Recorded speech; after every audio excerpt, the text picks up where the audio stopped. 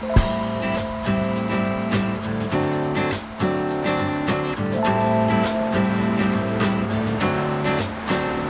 là, nous sommes sur la Seine et on est au niveau de l'ouvrage Saint-Michel. On fait une inspection détaillée. Il faut faire attention aux fissures longitudinales qu'on peut retrouver, les éclats, l'érosion, les infiltrations, l'humidité.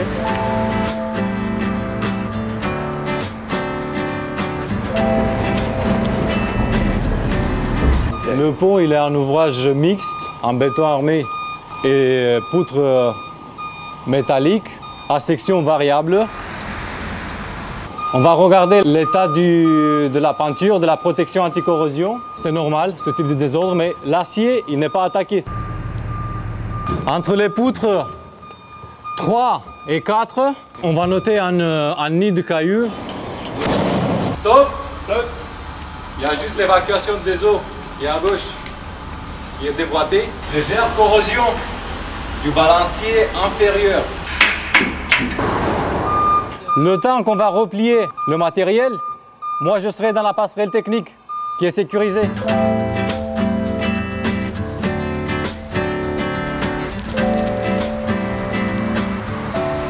Aujourd'hui, donc, nous faisons une série de mesures, notamment des essais à l'arbalète pour mesurer la tension résiduelle des câbles de précontrainte. On fait le relevé des tracés de câbles, les ouvertures de fenêtres, la mesure de la tension à l'aide de l'arbalète et derrière on referme les fenêtres. Pour le dépouillement, il faut compter une semaine de délai.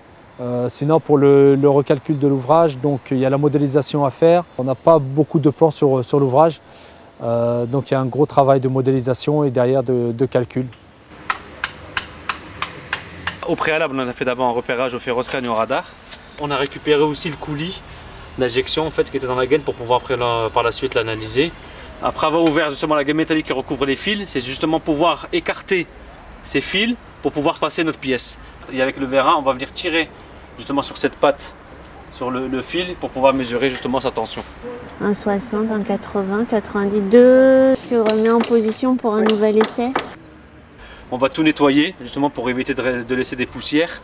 Et après on va poser un produit de rebouchage spécifique pour les structures béton. C'est un pont qui date d'avant 1900, donc il a déjà vécu et il faut faire attention de détecter les pathologies le plus précocement possible. Étant donné la structure du poncage, on ne pourrait pas passer le bras de la passerelle négative. Le problème le plus fréquent, c'est la percolation d'eau par la chaussée qui va entraîner des dégradations de la protection anti-corrosion des pièces métalliques. Donc là, on voit l'état des voûtins. En rive, ils ont été ragrés avec du béton qui présente un mortier qui présente un léger décollement par rapport aux voûtins. Pour un ouvrage de ce type, oui, les voûtins sont en relativement bon état. On va se positionner maintenant à des autres endroits pour faire les constatations. Rouille sur l'assemblage et début de corrosion foisonnante sur la semelle inférieure.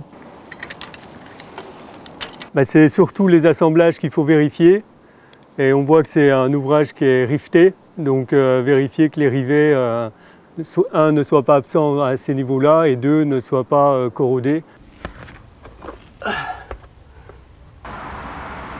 On est descendu sur corde, donc toujours pareil avec une corde de travail, une corde de sécurité.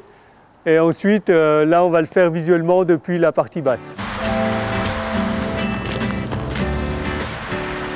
On est sur la digue de La Bourra, sur la rive gauche plus précisément, et on va inspecter l'ensemble du linéaire de l'ouvrage. Donc c'est des ouvrages qui commencent à être assez imposants, qui font plusieurs mètres de haut, 4, 5, même certains tronçons 7 à 8 mètres de haut, et qui protègent en plus une population relativement importante. On essaie de prendre un maximum de photos pour illustrer au mieux la défaillance de l'ouvrage.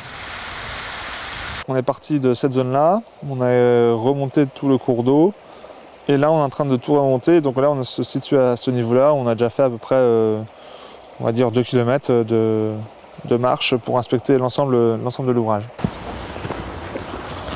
48, 18, 51, 4, 5, 54. Concernant la rive droite, là on a un contexte différent puisque les travaux sont prévus dans les années à venir. Donc là on est sur une digue en terre qui présente davantage de désordre mais qui reste malgré tout relativement bien entretenue. Donc là non plus ce n'est pas des ouvrages qui nécessitent des recommandations très importantes de notre part. On fera un point 22 au bout du jardin.